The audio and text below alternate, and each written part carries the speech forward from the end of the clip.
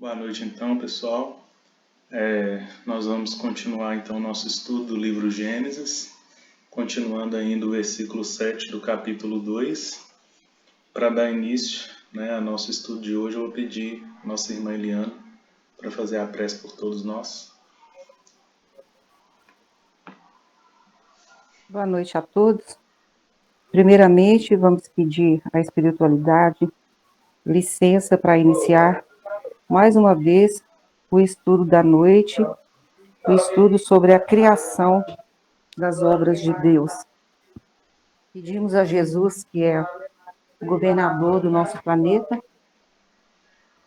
para nos auxiliar no entendimento da importância dessas obras, dessa obra, que é uma obra maravilhosa.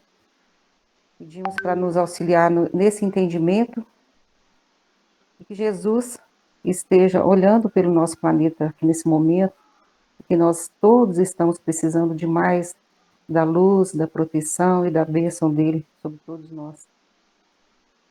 Acompanhe-nos sempre, Jesus.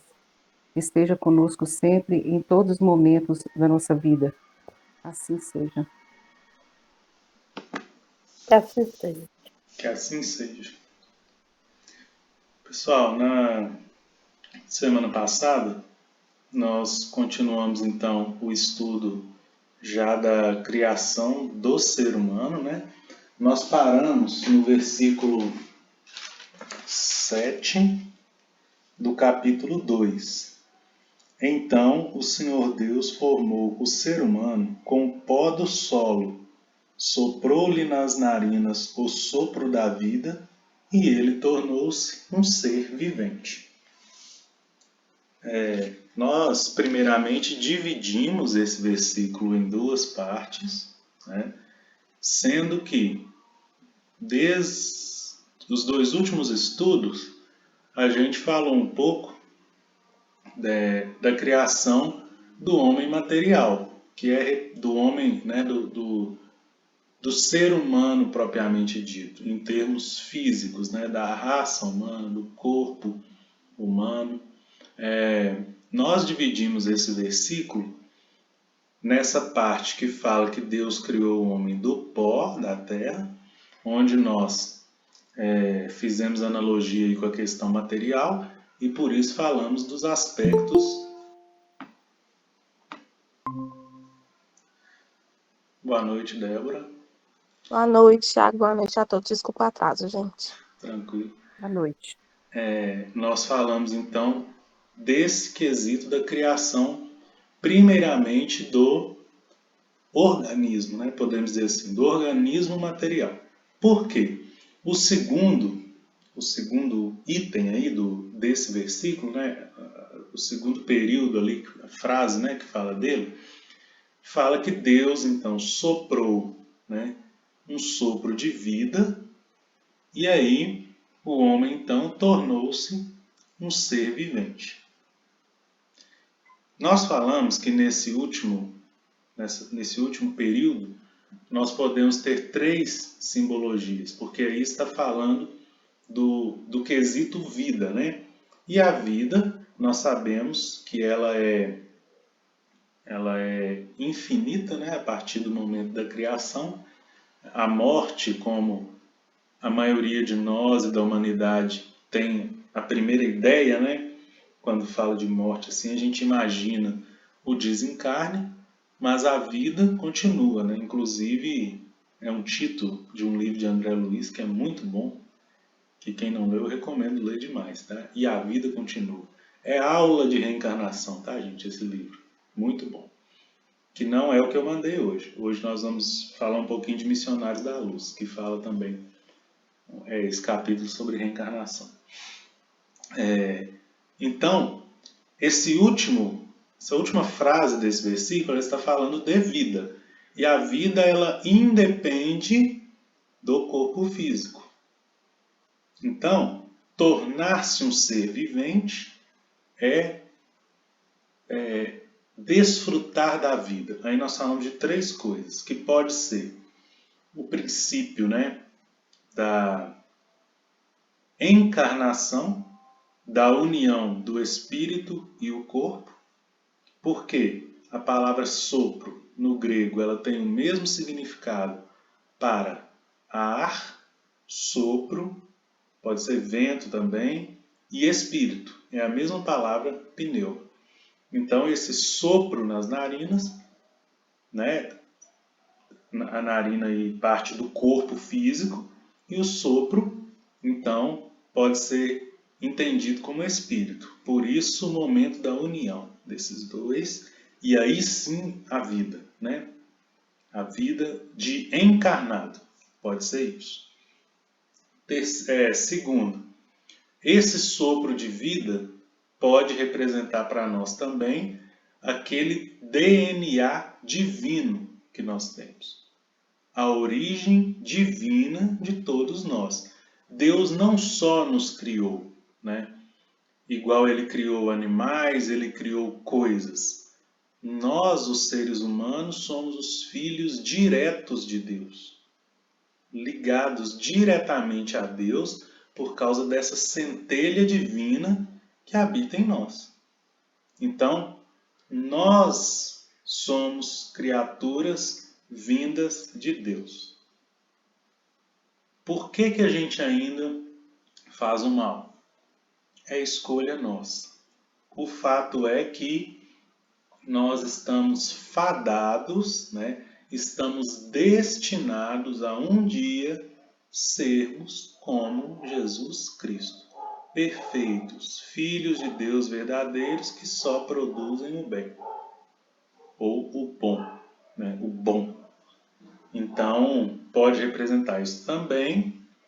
E a outra coisa que pode representar é a consciência do ser humano em relação a Deus. Quer dizer, eu só tenho vida em plenitude a partir do momento que eu estou vivendo de acordo com as leis de Deus.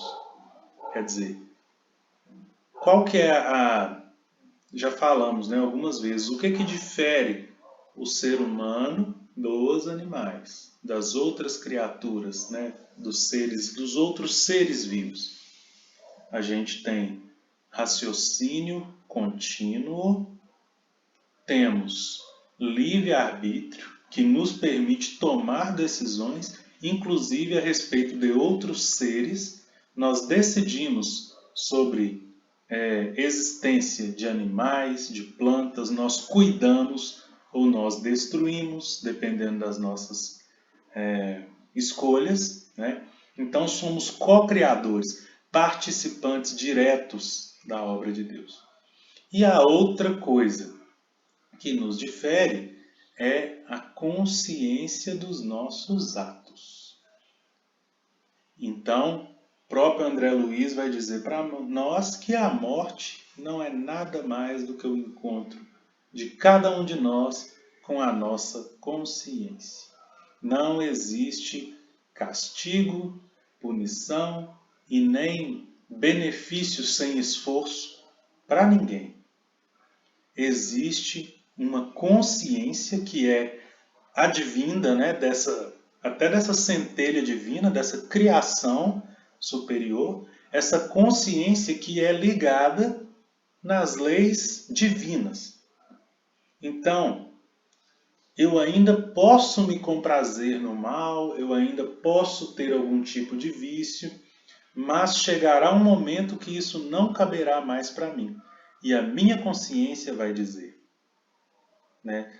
Tem um livro maravilhoso, Memórias de um Não, Suicida. Tiago, Diga, Leandro. então, eu estou aqui pensando, preciso de um esclarecimento maior, para eu entender bem direitinho. Co-criadores. Por que nós podemos decidir sobre a vida de plantas, certo? Mas sobre a vida de animais também? É isso? Sim, por exemplo, é lógico, né, que esse poder de decisão ele é limitado. Nós somos co-criadores de plano menor, né? Nossas decisões são limitadas e a gente não interfere nos desígnios de Deus, né? Mas a gente participa em algumas coisas. Por exemplo, o cachorrinho, o animal de estimação, para sobreviver, ele precisa ser alimentado. Então a Sim, gente cuidado. participa, precisa ser cuidado. A gente participa então cuidando dele. Mas veja, Sim, nesse sentido. Uhum. mas veja, se a gente deixa de fazer isso, né? Se a gente, igual tem gente que maltrata animais, tem gente que judia, a gente vê veterinários às vezes que tem clínicas lá que guardam animais congelados, que não cuidam do animal direito, que tem notícias aí, né, de pessoas que ainda fazem esse mal. Ela toma essa decisão, mas não quer dizer que ela tem poder pleno nessa decisão. Comete o erro e terá consequências, porque está desviando da lei de Deus. Entendi. Mas da mesma forma, o que acontece a maioria das vezes, né, graças a Deus, hoje a gente vê o bem em alguns pontos É assim, porque sobre. é só a decisão mesmo dos cuidados, né? Porque uma planta, por exemplo, independe da gente, simplesmente ela nasce em algum lugar, se quiser, não, Sim, não é? Aí vai depender, ela depende a existência dela dos nossos cuidados. Se tiver aqui perto da gente, tudo, porque lá na natureza não depende nada, nada, né? isso são alguns exemplos, né? É os Inclusive, desígnios de Deus, né? isso, Aí, inclusive, graças a Deus, algumas plantas não precisam da gente, porque senão a gente não ia nem ter ar para respirar, né? Que a gente é não verdade, cuida direito e ainda destrói algumas. Mas isso é aí que você verdade. falou é legal, porque olha só, é, a gente participa em alguns aspectos, mas essas plantas, por exemplo, essas grandes árvores, essas que purificam o ar, né, que contribuem mais, as próprias flores, né, plantas frutíferas ou outras selvagens, elas têm, né, para elas nascerem, outros seres também participam. É Um verdade. passarinho que vai lá para pegar a semente para alimentar, acaba que cai do Uhum, bico dele no chão e nasce, né? Independe verdade. da gente. Uhum, As borboletas, alguns pássaros, abelhas, elas precisam do néctar das flores, mas ao mesmo tempo elas estão tirando ali o pólen que contém também elementos que vão produzir outras, né? uhum, Mas imagina, mesmo se ocorra, vamos pegar um exemplo aí drástico, né?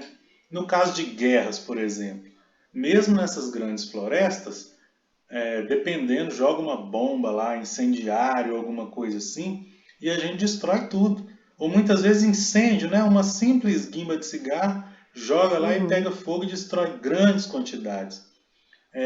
É a mesma coisa da gente atentar contra a vida de alguém ou de outro ser humano. A gente toma essa decisão e tem consequência, né? No caso da natureza, por exemplo, eu ir lá e arrancar um galho de uma árvore, não é crime. Eu não vou ir preso por isso, ou eu deixar de molhar a planta e ela morrer, eu não vou ir preso por isso. Mas, por quê, né? Porque em termos de importância, a espécie humana tem que ser prioridade. Ela é prioridade frente às outras, né? Porque já tem ali trabalho envolvido, projetos reencarnatórios. Então é muito mais grave você interferir na vida de um espírito do que de um princípio inteligente. O princípio inteligente, a reencarnação dele é quase que imediata, né? E tem outros campos para ele habitar. Mas o que eu quero dizer com isso? A gente co-participa. O que é co? É em conjunto. A gente não tem decisão plena, única, igual Deus. Deus não. Ele é criador primário, em plano maior. Ele criou tudo.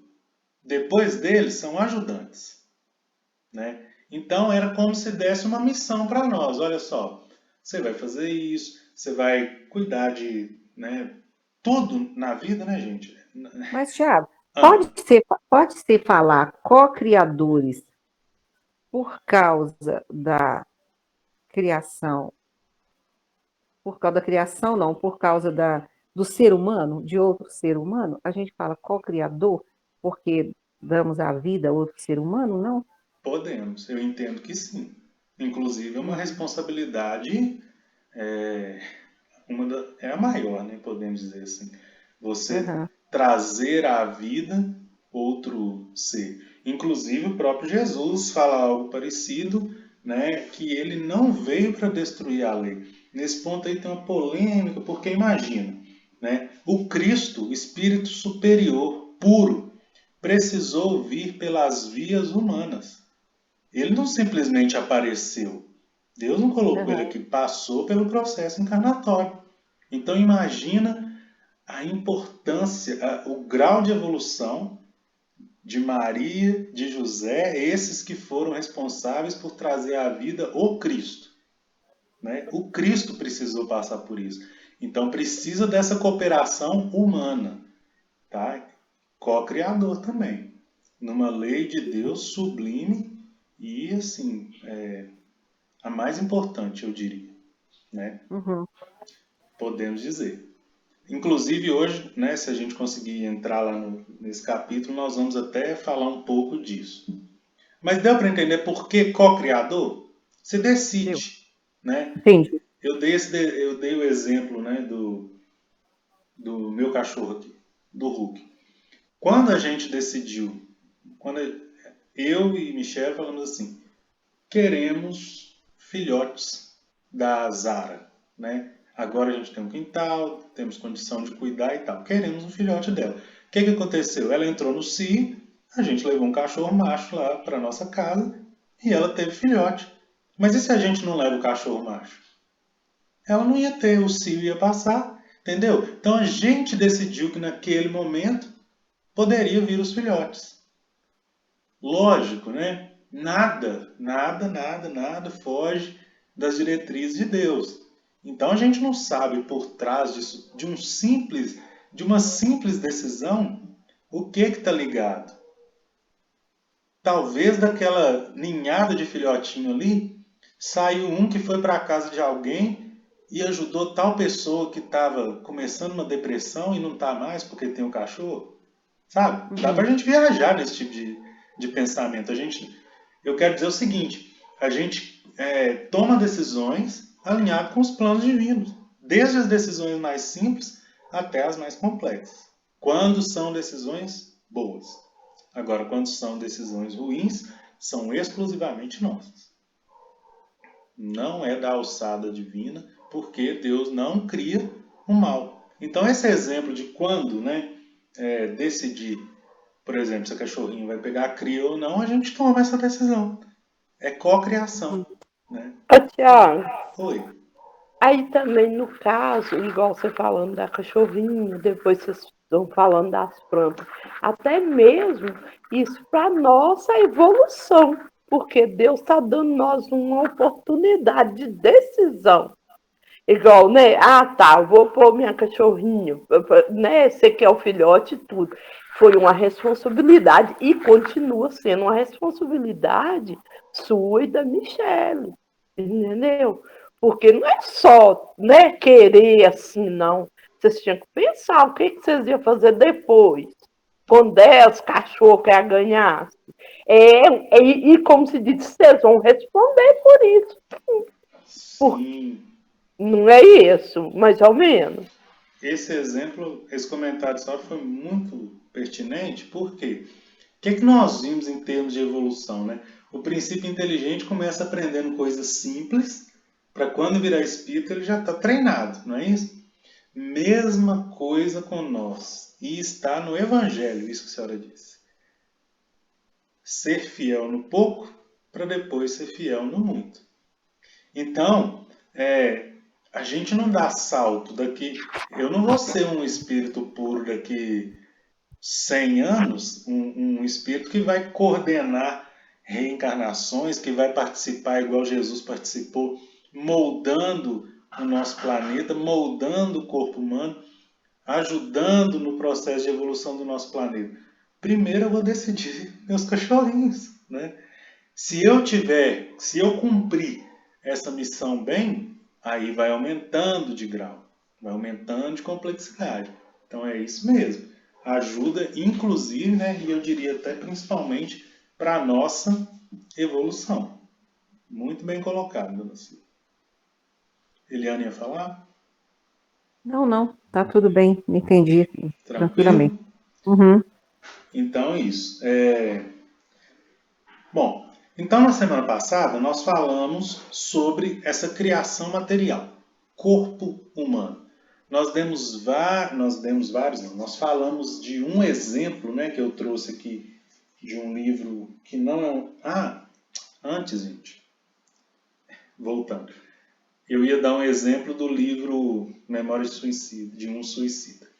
Quando eu estava falando de consciência, né, que é a consciência nossa, que é o nosso juiz, que não tem castigo, que não tem benefício sem esforço. É nossa consciência.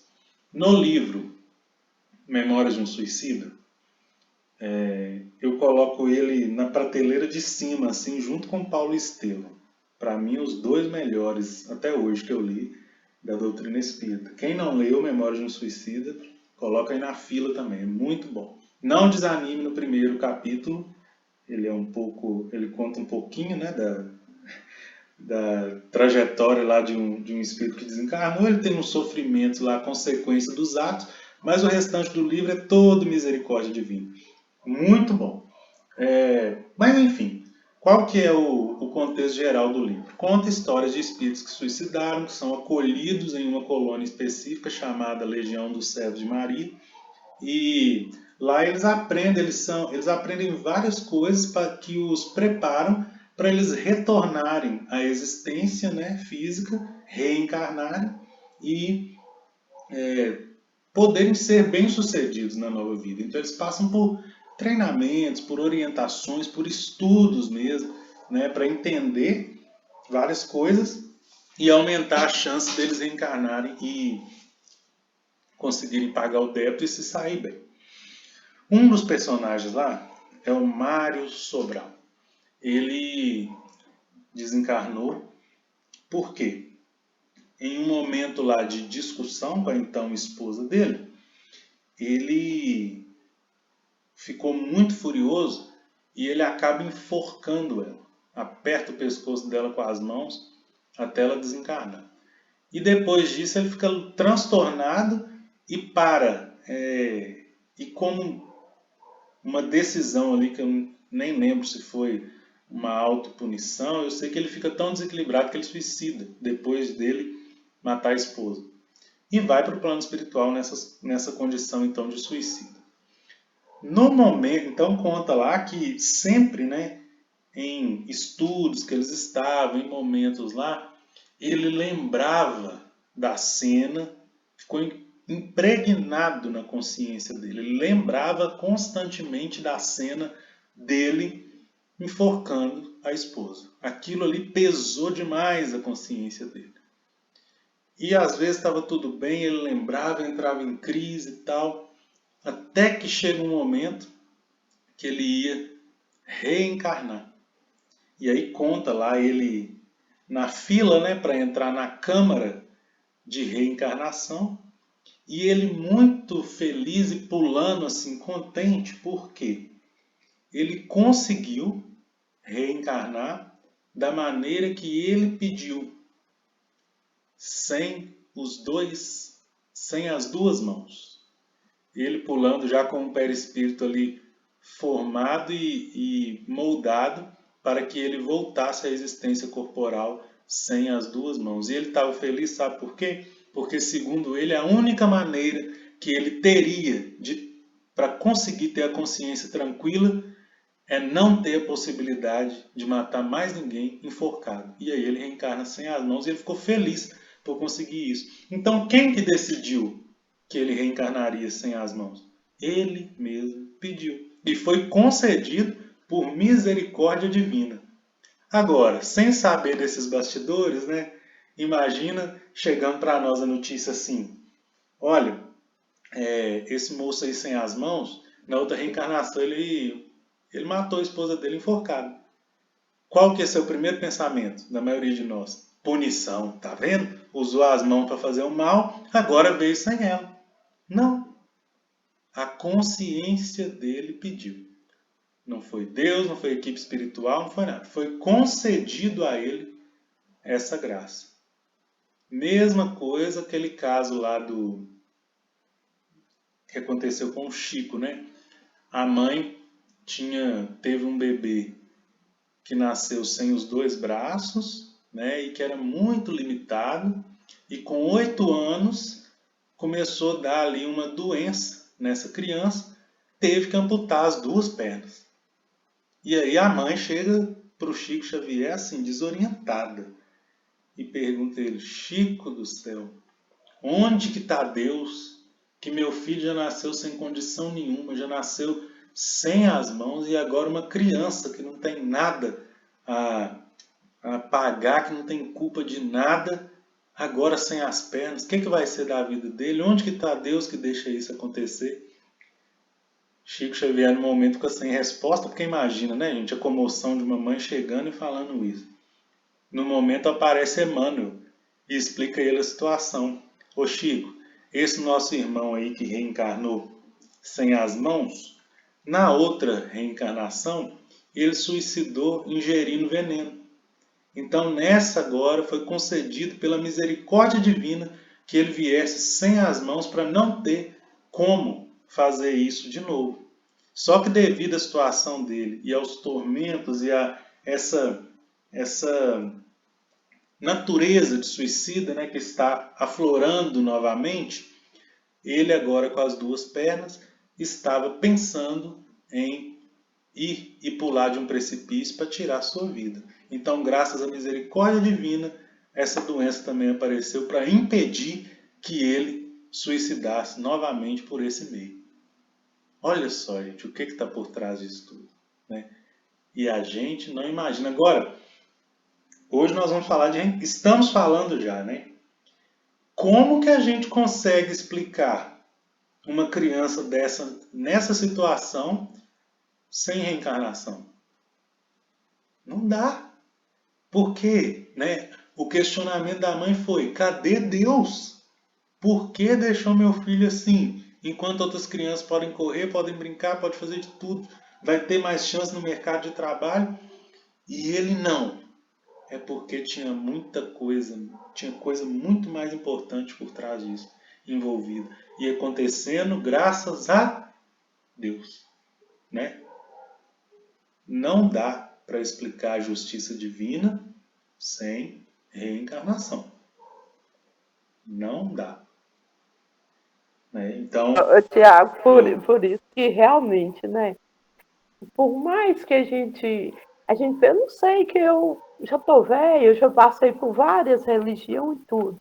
Assim, e a que tem resposta até agora positiva é o Espiritismo. Não tem jeito, porque se você não acreditar na reencarnação, tudo na vida da gente fica vazio, fica sem lógica, né? Às vezes, realmente, igual a gente pensando assim, quando sua vida está indo boa, linda, maravilhosa, beleza. Mas quando surge essas dificuldades, essas coisas assim, realmente, se você não tiver uma resposta dessa aí, você se sente, como se diz, abandonado de verdade por Deus. sim. Né? Não tem como. E outra coisa, né? O pensamento inicial é de dar fim a essa vida. O que eu vou fazer com essa vida se eu não tenho chance nenhuma? Eu já nasci em desvantagem, né? É a mesma coisa de eu ir postar uma corrida, eu com um saco de cimento nas costas e os outros livres, e eu ter que correr igual, né? Não tem como. Não tem mesmo. E aí é interessante, né, gente? Só um parênteses aqui. Às vezes vocês vão confrontar com isso. Pessoas, né, de outras religiões, eu não estou criticando, tá? Mas isso serve até para nós. Porque às vezes a gente tem mania muito de julgar as coisas sem ter o conhecimento pleno, né, do que está por trás. E mesmo tendo conhecimento pleno, a gente não deve julgar. Jesus não julgou ninguém e tinha o conhecimento de tudo, né? Mas enfim. Como a gente vai fazer um dia que a gente é imperfeito, pelo menos tomar cabo da situação para não, né, para não falar muita bobagem. Mas tem gente que fala assim, ó, olha o argumento. que não é possível ter reencarnação, porque senão a gente ia pensar assim, já que eu vou ter outra vida para fazer tudo, já que eu vou viver de novo, já que eu vou ter outra chance, então nessa eu não vou preocupar. Olha o argumento, gente.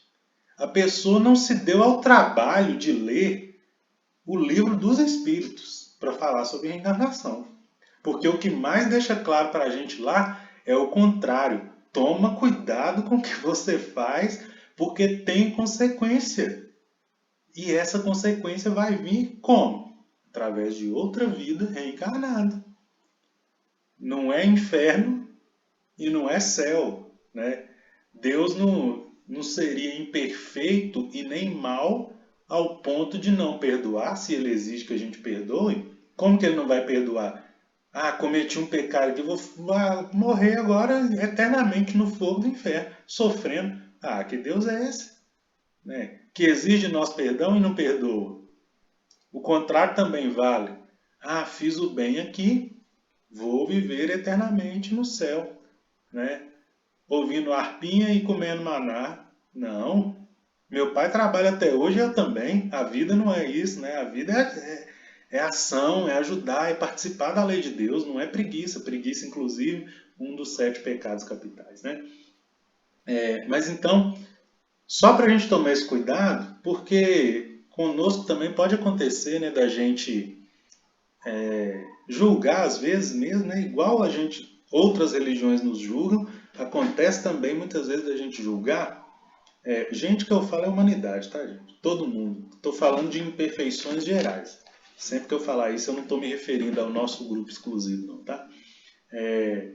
Porque isso é muito forte na gente, sabe? A gente querer assim dar opinião e cada vida, né, gente, tem um grau de complexidade, de situações. Vocês já pararam para pensar o tanto de coisa que só hoje cada um de nós fez diferente? Olha só, eu acordei, viajei para Belo Horizonte, eu tenho meu trabalho que é diferente dos seus. Aí eu voltei, aí cheguei aqui, eu tinha meu cachorro, aí eu tinha que resolver problema aqui. Às vezes minha torneira está pingando, meu chuveiro não esquentou. Mesma coisa vocês na casa suas. Cada um acordou num horário diferente, cada um com seus problemas, cada um com suas dificuldades. É por isso que o Cristo pede de nós compreensão. Às vezes, aí a gente reúne, né, todo mundo nesse momento aqui, cada um com seus problemas, cada um com suas dificuldades, com a maneira de pensar, embora a gente esteja voltado para um estudo religioso, mas cada um com uma maneira de pensar diferente, né? Imagina se não tivesse um amparo espiritual. Se fosse só por nós, nem isso ia muito, viu, gente?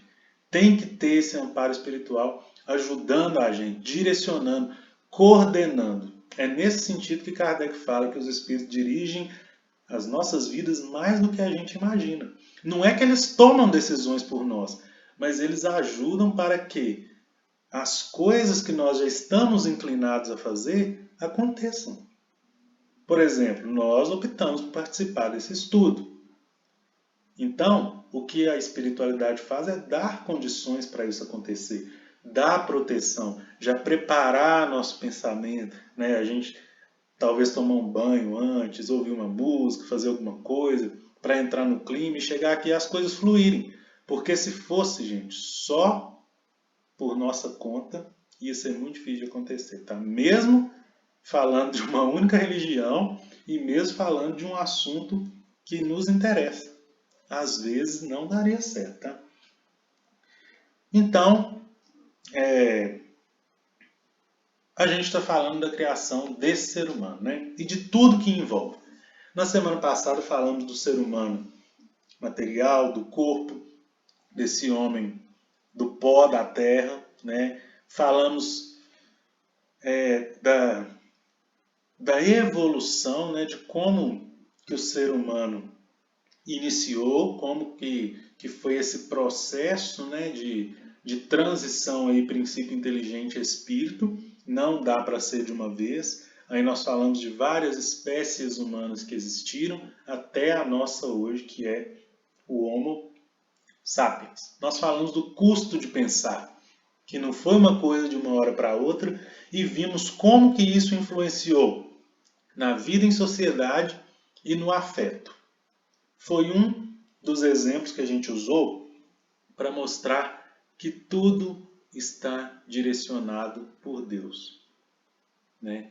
Que todas as ciências, todos os aprendizados estão em sintonia, né? Que é a gente que separa para a gente conseguir entender, porque a gente ainda não tem esse raciocínio amplo, certo? Então vimos o exemplo aí de como surgiu o pensamento humano em termos fisiológicos, em termos do corpo, mas em algo que influenciou totalmente em momentos, né, em situações de vivência do espírito. Que é o contrário, na verdade, né, gente? O principal é o espírito. O que nós vimos lá?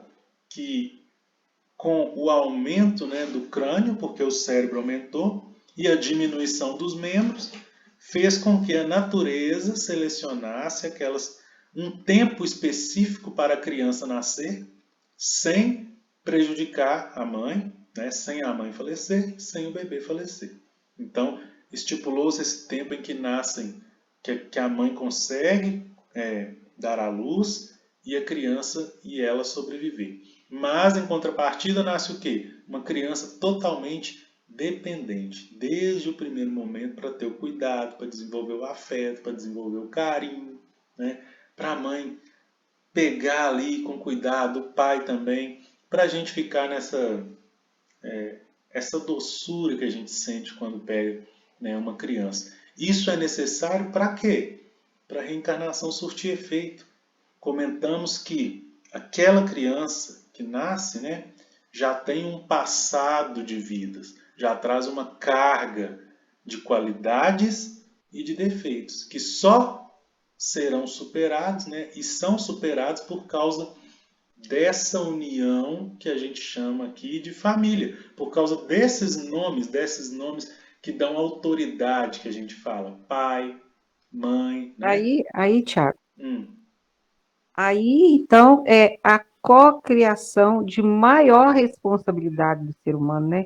Que Ah, a eu dona Silva diria. deu o exemplo aí dos cachorrinhos, que você começa, né, de baixo, as plantas e tal, é a maior responsabilidade Eu diria que sim. da nossa cocriação, né? A maior responsabilidade. Isso não exclui, né, gente, aquelas pessoas que não vão ser pai ou mãe em determinada reencarnação. Tem algo por trás disso aí. Tem uma missão diferente, né? Tem coisas de vidas passadas associadas, independente do motivo. Então, é isso. Se Eu. analisasse, Oi? se a gente analisar que quantos falham, né, nessa missão, né? Porque às vezes tem os filhos e falham assim, né? Eu, por exemplo, tenho uma sobrinha que abandonou os filhinhos, um menino com 1 ano e a menininha com 2 ou 3, parece. Ela simplesmente não quis criar, Uhum. entregou lá para o pai e para a avó. Então, assim, é muito triste. A gente da família acha assim uma coisa muito, muito, muito, muito triste, Sim. porque, né? Ela teve os filhos, querendo os filhos e depois fez isso. A gente sabe que ela sofre muito, mas ela não tem coragem de encarar a criação dos filhos. É um sofrimento que vai trazer muita consequência para ela, né, É, futuramente. traz. Ou que seja até em outra reencarnação. E a gente nem sabe por quê. É tudo uma sequência muito estranha, né? Porque a gente fala assim, abandonou os filhos agora. Mas o que será que eles fizeram com ela em outra É, reencarnação? É difícil, né? Você não pode isso. ficar pensando muito nisso, não. Não, É bem graças a complicado. Deus temos a bênção do esquecimento do É passado, verdade. né? É verdade. Uhum. Então, olha a responsabilidade, né, gente? O poder de decisão, né, de um espírito, né? Não é à toa que Kardec vai dizer para nós que a comparação que existe da distância, né, entre nós e os animais, né, é a mesma distância que existe entre nós e Deus. Para os animais, Uhum. nós somos Deus. Eles veneram a gente, né? Só que como eles agem por instinto, né, e o instinto é lei de Deus, eles conseguem fazer isso com perfeição. E a gente não, já tem orgulho, É egoísmo, porque os né? animais não abandonam os Não filhotes, né? abandona. Só quando eles têm a condição de viver por eles mesmos, né? Mas que tem um Uhum. tempo determinado, né? Tem, com certeza tem. Tem um tempo determinado para a mãe aí falar, não, agora vai seguir com suas pernas, porque agora aqui já chegou, Uhum. né? Isso. Uhum. Gente, então, falando aí desse. Agora a gente passa, né, para a segunda parte desse versículo. Eu não quis trazer mais exemplos assim em termos de evolução, não, até para não ficar. Tem muito mais coisa, tá, gente? De coisas assim que a gente acha que é acaso, que a gente acha que não tem. Tem várias outras coisas ligadas por trás. Mas até para a gente conseguir prosseguir, dar continuidade no estudo, eu passei para esse outro versículo, por quê? Nele são três aspectos que a gente quer ver, né? Que é o que? A reencarnação, que é o primeiro significado do sopro de vida, reencarnação. O segundo, consciência de Deus. E o terceiro, centelha divina. Este capítulo do livro Missionários da Luz, que eu mandei aí, fala para nós de um desses significados, que é o que? Reencarnação. Falta 10 minutos, eu não vou entrar nele hoje, eu já imaginei que não ia dar tempo, mas como chega no dia assim que a gente vai lembrando das coisas, eu mandei ele por quê? Para a semana que vem, dá tempo de ler. Então, o que eu vou pedir para vocês? Vou contextualizar e a gente vai fazer um estudo um pouquinho detalhado, né? Não vamos, a gente está estudando Gênesis, né? À luz de Evangelho e Doutrina Espírita. Agora, com esse livro aí, muito à luz de Doutrina Espírita. Por quê? Esse livro no capítulo 12, ele conta para nós uma, uma história envolvendo três personagens principais. Um casal chamado Adelino e Raquel, que estão reencarnados. E tem um ser desencarnado, um espírito chamado Segismundo, que vai reencarnar como filho desses dois.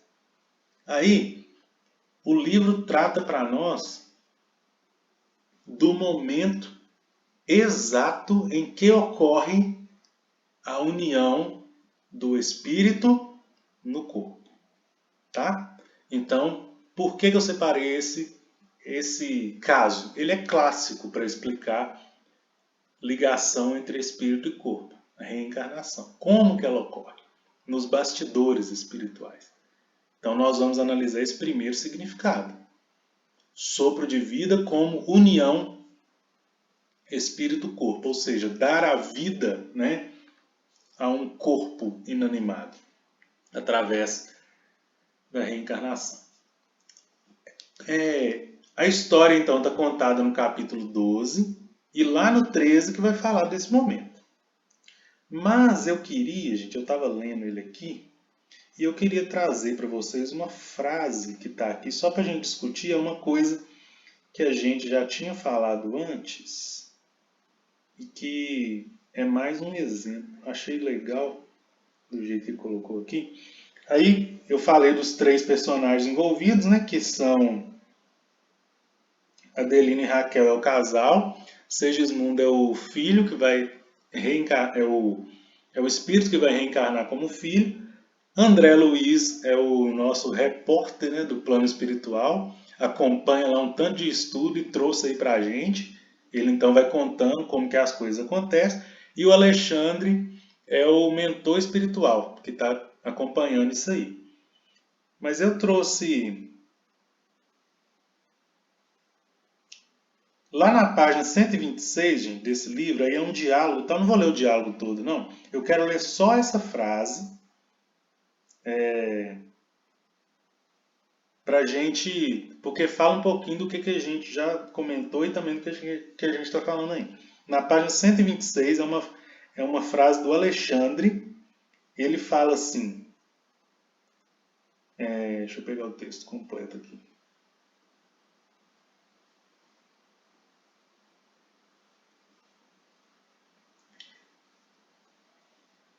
Cada homem, como cada espírito, é um mundo por si mesmo, e cada mente é como um céu. Vocês lembram quando nós falamos do significado do sétimo dia da criação? Era o sétimo dia o quê? Sétimo dia Deus concluiu a criação de tudo e principalmente do mundo, né? Porque lá fala basicamente de Jesus criando o nosso planeta Terra, né? Sétimo dia Deus terminou a criação do mundo. Aí tem falando assim que Deus terminou e depois que Deus descansou. Ou é o inverso. Primeiro fala que ele descansou, depois fala que, né, que terminou a criação nesse dia. Nós vimos que tinha um significado, que esse descanso é porque chegou agora a nossa vez. O nosso sétimo dia é quando a obra divina estiver completa em nós. E o que está escrito no livro? Que cada homem, como cada espírito, é um mundo. E é por isso que esse sétimo dia, então, ele é relativo. Por quê? A partir de agora são através das nossas decisões. Cada um de nós um mundo único, né? E olha só, continua. A mente é como o céu. Aí, veja bem, gente. Do firmamento descem raios de sol e chuvas benéficas para a organização planetária. Mas também no instante do atrito de elementos atmosféricos, desse desse mesmo céu procedem faíscas destruidoras. Aqui está falando de raios, né? Assim, a mente humana. Dela se origina as forças equilibrantes e restauradoras para os trilhões de células do organismo físico. Mas quando perturbada, emite raios magnéticos de alto poder destrutivo para as comunidades celulares que a servem. Cada um de nós é um mundo, nossa mente é como um céu. Olha só, o mundo, né, se for o nosso planeta Terra, o céu de onde que vem as bênçãos de Deus, mas também pode vir ali raios, né, coisas assim. Nossa mente é a mesma coisa, não é à toa que ela fica aqui por cima, né? É como se fosse o céu do nosso mundo. É através da mente. André Luiz vai dizer várias vezes, é o pensamento que manda, né? É por isso que Jesus fala lá também, para não cometer adultério, mas não é esse adultério só de traição. É o pensar. Esse adultério, no sentido de pensar, é adultério contra as leis divinas também, né? Porque o ideal é que a minha mente, né, fosse como um céu, no sentido das leis de Deus agirem nela e, quer dizer, de eu captar, né, as leis de Deus, as vontades do Pai, e através disso o meu mundo ser melhor, o meu mundo evoluir. E assim cada um de nós alcançar esse sétimo dia, que é relativo. Então, eu achei legal isso aqui, porque a gente falou na semana passada de mente, né, de raciocínio, de coisas. Ele já começa a falar também do outro significado desse sopro divino, que é a consciência com Deus. Mas nós vamos falar um pouquinho melhor depois. Mas já abre esse leque para nós. Então achei legal que ilustra, né, que a gente comentou. E dá para perceber assim, também como que a espiritualidade é caridosa com a gente no sentido de inspirar, né? Porque quando a gente acha assim alguma obra que fomenta, né? Que dá base para o que a gente já comentou, né?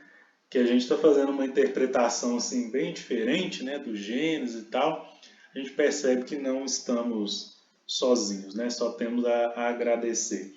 Então, gente, para outra semana vamos ler, por favor, capítulo 12 e 13 desse livro. Ou então o livro todo, quem quiser. Mas para a semana que vem, capítulo 12 e 13. Dá para ler separado assim, porque ele conta histórias, né, embora ele seja com o mesmo mentor Alexandre, o mesmo André Luiz, ele conta casos diferentes. Né? Ele conta várias histórias com ensinamentos diferentes para nós. Nesse capítulo 12 e 13, vocês vão, quem não leu ainda, vai se surpreender, né, Eu com... já li, mas tem muito tempo, né? Eu tenho que ler de novo. Ele não é muito grosso e nem muita, é muito grande, né, Tiago? É um Ele é livro pequeno, razoável, ele é bom de ler, dá para ler rapidinho, né? dá para ler Eu rapidinho. já, eu já li tem muito tempo. Eu Só li lembro ele, dessa história do Sigismundo aí. isso. Então é bom a gente reler, né? Até eu também tinha muito tempo que eu não tinha lido ele, mas eu lembro que a gente sempre comenta do caso de Segismundo, né? Já falamos lá no estudo minucioso e tal. Mas atentem-se para os detalhes, gente. Atentem-se para os detalhes. A gente lembra do principal, mas perceba cada entrelinha, principalmente das explicações dos pensamentos do mentor lá, do Alexandre. Por quê? Está falando, gente, de algo que é, né, além de reencarnação, atentem-se para a questão relacionada ao sexo. Está falando de algo que é, né, mais de 90% das vezes aí, causa de quedas. Nossa, isso Divaldo falou numa palestra dele. 99%, né? Eu vou ser seguro, vou colocar mais de 90%, que eu não lembro o número certo, não. Mais de 90% dos casos de quedas, de erros, de tormentos reencarnatórios por causa da questão sexual, que nós desvirtuamos e que é uma coisa divina. Tá? Vai falar disso também nessa parte aí. Se acharem interessante, a gente pode abrir um leque para comentar um pouquinho sobre também. Mas o objetivo principal de citar essa história é para falar de como ocorre a união entre o corpo e o espírito. Outra coisa que abre leque é sobre aborto também. Dá para a gente se basear nesse livro para discutir um pouquinho, né, se vocês quiserem, do ponto de vista espírita, né, o quão... Não vou falar, assim, não vou opinar, mas falar do aborto numa visão espírita através desse livro. Dá para a gente comentar também, tá? Eu vou parar porque já são 8 horas primeiro, e também a chamada vai acabar daqui 6 minutos. Mas se alguém quiser comentar alguma coisa antes da gente fazer a prece final.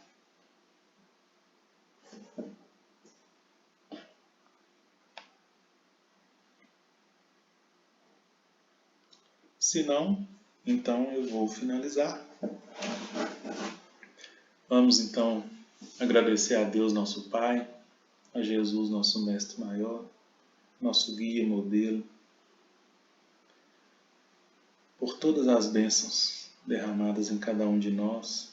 Agradecer pela oportunidade bendita de estarmos reunidos em seu santo nome, nesse estudo tão proveitoso, tão esclarecedor, que nos ajuda tanto. Senhor, que a sua paz seja a nossa paz, que a sua luz ilumine os nossos caminhos, que o seu exemplo possa ser inspiração para todos. Abençoe, Pai, aqueles que não puderem estar aqui conosco. Abençoe, Senhor, nossos familiares, amigos, mas principalmente os nossos inimigos, aqueles que ainda temos débitos a cumprir, aqueles que ainda temos dívidas de resquícios do ódio, da intolerância.